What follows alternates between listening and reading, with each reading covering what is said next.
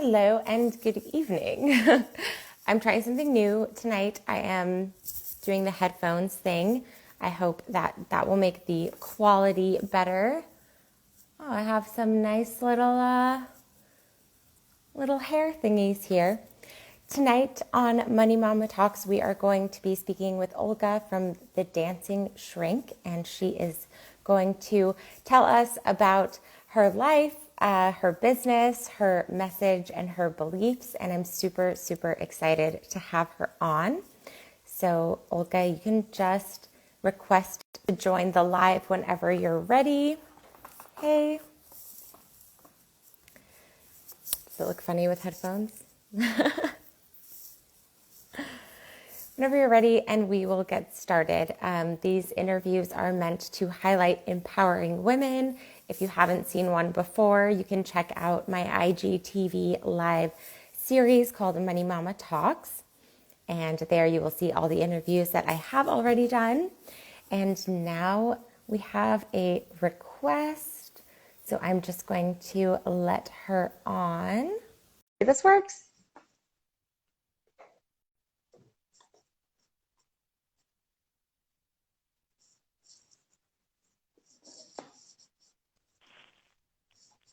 Perfect. Hello? Hello. Can you hear me? And it worked. Yes, I can hear you perfectly. Can you hear me? Yes. I have my headphones as well, but I can hear you pretty well. Yeah. Perfect. Okay, so the way that I like to run these Money Mama Talks is you get to guide the interview based on your introduction. So if you could introduce yourself to everybody watching and use as many ways that you identify as possible. So your name, where you live, what you do, what you believe in, anything you can think of. And then I will ask you questions based on your introduction. So anything you want to talk about. All right. So my name is Olga Skalska. I come from Poland. I've been living in Denmark for nearly 6 years now. I am educated psychologist and a coach, and I'm a founder of Move and Grow. It's a company that helps people with their self-development, also not only individuals but also like companies. And I'm focused on embodiment, empowerment, healing, and mental health destigmatization, if that's the right word. What else about me? I love dogs. I don't know what to say. I'm also a dog person. That gives me plenty to work with. So can you tell us about the work that you are currently doing and how your education and experience has led you to what you work with now on a daily basis? Yeah, sure. So, well, my whole journey with my brand, it all started from my whole own crisis as an individual. So I used to be a highly anxious high achiever, and it all comes from my trauma from home. And I am educated psychologist, but I didn't want to be a psychologist when I finished my degree. I just had a crisis, and I decided, well, I have to find myself again because I felt highly disconnected from what I really wanted to do, but I was really lost, and I needed to find my way to reconnect with myself again. Of course, back then I didn't even know I was disconnected. I know it now. But basically, I quit my full-time job when I also graduated from my university. And what was your full-time job? I was working as a sales executive for like the biggest hotel in Warsaw. Okay. So I was not in psychology at all. No, it was management, mostly leadership management in hospitality. And at the same time, I was doing my master's degree.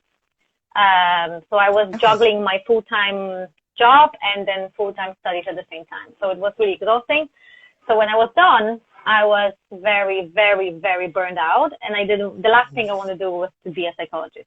So I just decided, okay, you need to go away and you need to try something new and you need to try things that you like, not only the things that people expect you to do.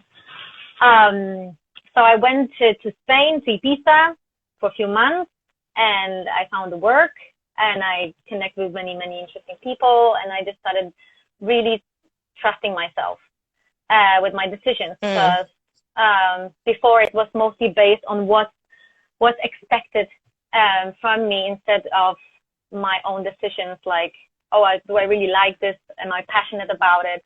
Yeah, absolutely. So basically, yeah, that's how it started. I went to Spain, then I got accepted to Danish university because my friend was also moving to Copenhagen. And for me, it was just like, okay, now you need to try many things as possible, because that's your time to explore. And obviously, I started another degree. And again, my default response is workaholism. Go all in, just always be the best, always perfect. Now you have time to prove yourself. And obviously I went into crazy amount of work and studying and proving myself. And 2 years after, I graduated and I ended up in the same spot I was 2 years before. So I was burned out. I was highly anxious. I was basically lost again. And I was disconnected from my mind, from my body, from my spirit. And I decided to go to Spain again, because Spain is good, right? And I spent 3 months there, and that's where I learned about groove. So it's the dance method that I'm teaching. And I've always been very much into dancing, but I couldn't follow any choreography. So I was trying different classes, but I was failing every time because I couldn't even remember like 4 steps. It was a challenge. But I love to dance, and I'm the first one to go on a dance floor. Nobody has to invite me. I'm always the first one to come and the last one to leave. So it is my passion, but I never considered it as a gift that I can share with others. So when I went to Spain and when I've learned about groove, and I found out what the concept about, and that it's the method that is focused on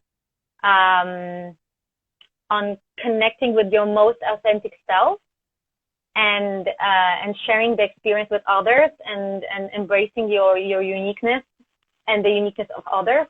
I was like, oh my God, finally something for me. This is it. This is the thing. This is it.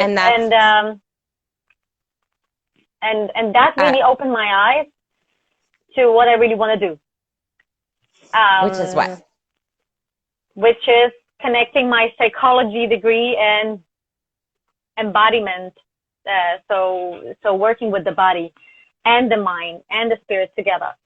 And so, but it was not like immediate. It took me some time to really integrate all of this together.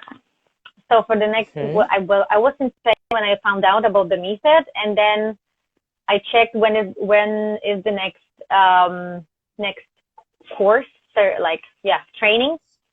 And the next course was in Copenhagen, 2 streets from my flat where I was living. It was meant to be. And I was like, okay, that's a sign from like universe. You gotta go, you gotta do it. And the next one wasn't like US or New Zealand. I don't remember. So I returned to Denmark. I did my certification, and it was life changing, because that's where like my hardcore healing started. Like my hardcore self-discovery started. So I just connected back to my body. I healed some wounds that I've been carrying on most of my life. some limiting beliefs that I've been programmed to believe, and basically I just started sharing it with others because it was a profound experience and profound healing when I integrated my body and my mind and my spirit, because I'm not a spirit. I used to be very not spiritual because I'm a very logical woman, very masculine woman. So I had to heal my feminine side as well, my wounded feminine, and basically I was like, okay, this is a lot of good stuff, and I need to share it with others. So I started making organizing workshops, organizing classes, and I could see that people are really benefiting from this methodology and from the integration of body, mind, spirit.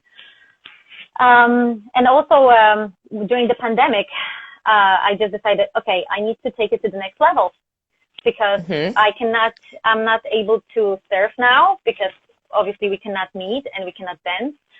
So I offer weekly classes online, Great. just to stay connected with people and give them something they can look forward to. And I have a very nice crowd every week that we connect and dance and have fun and move our bodies. But I also expanded my offer to coaching, and I have one-on-one clients now where I teach them how to integrate body, mind, and spirit, and how to be the most authentic self, how to heal. That's amazing. So you can just design the life you really crave for. So that's what I do. Believe. Yeah, I believe in that so much, and I think it's so important. Even going back to earlier, what you talked about with doing your education because of society's expectations. I think that a lot of people can relate to that society sort of expects us to get these kinds of jobs where somebody tells you what the salary is, and you follow the rules and you meet the requirements. And supposedly, if you do that same job for 50 years, you're going to be fulfilled and happy. And I think that a lot of people in our generation are finding that, they're not making the salary that they thought they would make from that education. And in Europe, we're very lucky to have free education. But in America, in the United States, if you are paying for this education, hoping that you will be rewarded later with a paying job, it can feel very sad and not motivating if you finish your education and then cannot find jobs like this. And so I think it's very interesting what you said about society's expectations. Can you talk more about how you sort of shed the need to please your parents or whoever was expecting you to do a certain kind of job, and why it makes you happier to do this kind of job where you're the master of your own time and purpose and salary? Yeah. So first of all, I would like to talk about like the pressure we have from society to decide what we want to do when we are like 16 or even earlier now. Like you need to decide when you're so young what you want to do. And sometimes your career is based on pure coincidence that you got this kind of job and then you stayed there. And now 10 years later, you feel like you cannot do anything else because, well, now if I start completely new career, I need to start from scratch and I will fall behind, and all of these things that we have as fears, which are imposed by our parents or people who project their own fears on us and their own unresolved issues. So in my case, it was like I wouldn't survive, I think, mentally if I didn't pursue my true calling, because I had struggled with such a huge anxiety that I couldn't sleep sometimes for 48 hours. And back then I was not even aware what's going on. I was very, very young back then, and I didn't understand, even though I am psychologist. And I should know Yeah. that stuff, right? But I was Right. still a student, right? I still didn't understand. And also, sometimes we cannot understand something unless we talk with a professional, and we Yes. are able to be confronted with some things that we don't really see clearly. But basically, in my case, it was the act of a I was just rebellious in some way, like my body was saying no, my mind was saying no, and Hmm. there was like a conflicting um, voices in my head that I need to follow this because that's what's expected from me, and also I was afraid of rejection, right? If you don't Yeah. follow what we want you to follow, like you lose love and belonging, and that's the primer fear we have as human beings. Um, Absolutely. Yeah. so that was one thing, and on the other side, there was this my higher self just calling me like, go for it. It's actually your gut. That's what tells you go for it. You have one life, Yeah. and I was also motivated by resentment. I don't want to be resentful when I'm old. That I didn't pursue what I wanted to pursue. That I was afraid of what people are gonna think about me, and about lost chances I could have used better. Hmm. So that was like my main motivation. Um, and I don't have any role model. I didn't have any role model. There was no one around me who did something like that. So it was No. a huge, let's say, people were calling me back then very crazy. They were calling me like, you're crazy. You have such a great, Yeah. because you have this need to explore, like how silly and naive you are. Yeah. Um, so I was very much confronted with people's expectations, and when I said that I'm going to Ibiza, the first thing was like, oh, are you going to sell drugs or are you going to be a hooker? That Yeah. was the thing. And I was Yeah. like, I is understand that that what you completely. think Yeah. people in Ibiza do? Like, is that the only thing in your mind? Like, of course, people have their own perception of things based on their own experiences. Right. But my perception of Ibiza and people in Ibiza was completely different, and I had a completely different experience, and I really had the best time. Um, Yeah, I relate to that completely because I used to, I had a kind of a similar journey where I was working in advertising, and that was based on my education. And my family thought I was doing, so well. Friends and family both thought I was doing so well. And I was just deeply, deeply unhappy because I felt much more like an artist than like an account person.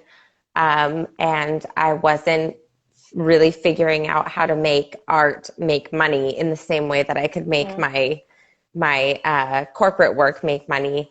And when I quit my job in 2018, very beginning, it was the same from family. It was like, you're crazy. Are you a drug addict, or are you, or are you in trouble somehow? And yeah, I think that there's so much strength in getting through the first 1 to 2 years of abandoning society's expectations and really going for something that is a risk, but that you love. mm, So yeah, there's so much to admire about someone who has gone through that and can also help people now go through that, because I think without even trying now, there's so many people who, because of the pandemic, have experienced this unwillingly, that they need to figure out mm. something. And yeah, so it's just amazing that you've gotten so much going.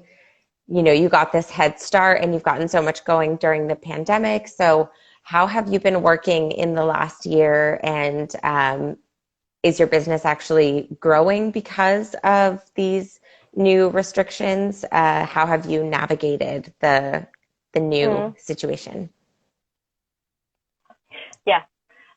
So when pandemic hit, I knew that I need to use this time now. Like I was like, okay, this is actually a good time for you because you have zero distractions. And I get easily distracted sometimes, you know, like with traveling, and now I need to do this, and now I'll do it later.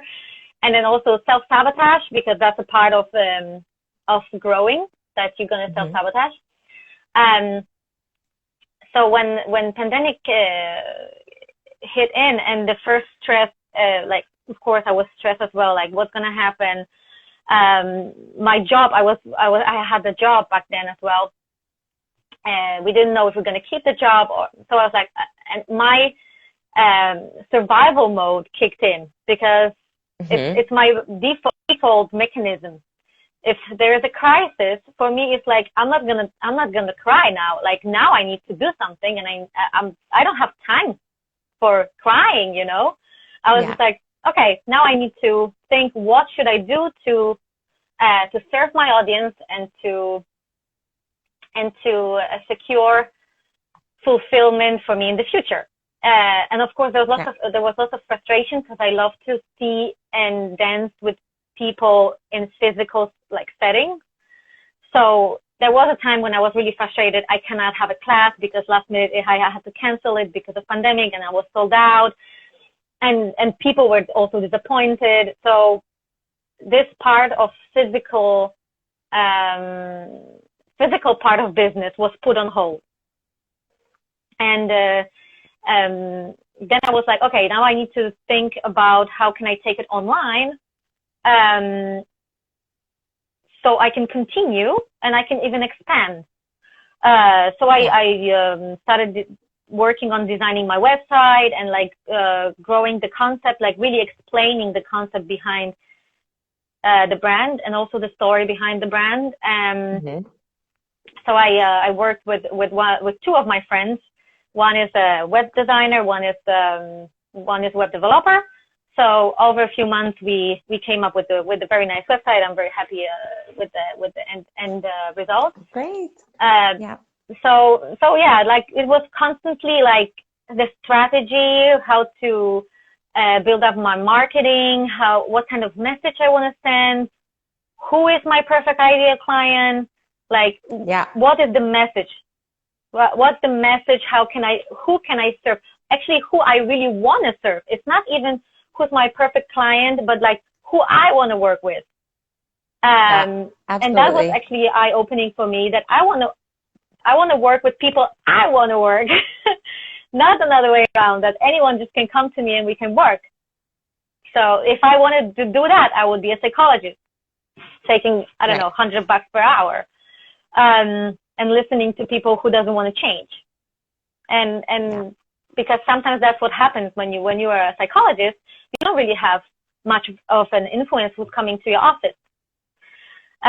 So as a coach and owner of my brand, and I can decide who I work with. And I only work with people who are decided, who are committed to their own growth, and who want to be a badass, because I want to be a badass, and I want to be surrounded by people who want to be badass. So I want to work with clients who want to be badass. Absolutely. And they want to heal, and they want to grow, and they want to thrive. So that's what really keeps me going. Yeah, that is so important what you said about, I think that the whole concept for me for Money Mama Club when the pandemic started was that, I had made my digital content product in another way. I do mine in adult content, but I was like, really, it could be used for any niche. It can be used for any job, any talent, any skill. You could migrate from an in-person type of coaching or class or service and bring that online. And I love hearing about you working on your marketing and your branding and your message. And, I think people really, they really miss the part of, being an influencer or telling your message online is all fun and good and it's nice, but when you really make it a business is when you turn that message and product or turn that message into a product that's actually going to help people. And the internet is so beautiful and amazing that it lets you spread that message far and wide. And so then learning your free channel, your social media channel is where you sort of give little tiny tips and hints, and then you bring people in for the full service. So that I think that's great. That aligns perfectly with the Money Mama concept as well. And I would love for you to shamelessly plug yourself now at the end of this interview. Let people know where they can find you and what exactly they can hire you for. If they are at all confused about it from this interview, this is the time to make it super clear what people can actually hire you for. Yeah. So basically, I would just wanted to thank you so much for inviting me. And when I saw your profile for the first time, I was like, this girl is very free. I like it because that's my biggest value. Like that's my most important value is freedom. So I really connect fast with people who are all about freedom and empowerment. So thank you so much for this opportunity. Yes. So basically, my mission is to show people that they can heal and that their healing process can be really rewarding, and it doesn't need to be heavy as people perceive when they hear about therapy or inner work and stuff like that. I went through my own healing process, and it's been more than blissful. It was amazing, and that's what I really want to share with people, that you can work with any blocks that you have in your own mind, body, or spirit, and you can have fun and pleasure by doing it. It doesn't necessarily need to be heavy and going really deep in your trauma and reliving it. Yeah. It can be a rewarding process. So that's my mission, is to empower people to heal and create the life they desire. And stop pleasing people around them, and just really connect with their highest self, with their most authentic self, and allow themselves to live the life they're really craving for. So that's what's my message. But okay, so where can you find me? My brand name is Move and Grow. So you can find me on Facebook. I have a Facebook page. You can find me on Instagram. The Dancing Shrink, it's me. It's all about embodiment, feeling good, connecting your mind, body, spirit. Yeah, Instagram. Yeah, what I say? Instagram, Facebook, LinkedIn. Olga Skalska, it's my name, or Move and Grow. And my website, moveandgrow.co. There is no M. Moveandgrow.co. And I have. Now I have clients for one-on-one sessions. You can book a discovery call with me. It's nothing binding. We just talk and check if we have a good chemistry. What are your goals? What is holding you back? How can we get you to the place you want to be? And then we see if we can work together. We can work for 3 months. We can work for 5 months. It depends what are your challenges right now. And also you can join my weekly classes. They're free on Saturdays. Okay, great. Yeah, at 11:30 CET. We have weekly classes for half an hour just to move our bodies creatively, have fun. Great. Yeah, connect online with each other. Yeah. I'll definitely be joining that. And where can we find that on your website, Move and Grow? Sorry? Can we find the link to the free Saturday class on your website? On the website, if you can find, you can find on my website, you can find all the social media. So you can find Facebook, you can find Instagram and LinkedIn. It's all on the website, moveandgrow.co. Perfect. And those free classes on Saturdays, where can we find those? On the Facebook page. There's going to be an event okay. at the Facebook page. Yeah. So you just need to click on the Facebook page, and then it's going to direct you to the events, and you can just find it easily. Okay, perfect. It's just to try. Sometimes people need to try things. Yeah, absolutely. I definitely am interested in trying. I'm going to try and tag all of that in the caption or comments. So thank you so much for joining me. And I hope you have an amazing rest of the evening and we stay in touch. Yes, I hope to see you one day in person. Likewise. And to have a coffee with you. Yeah. Yes, thank you so much for this. Thanks, Olga. I'll talk to you soon. Bye-bye. Thank you. Bye.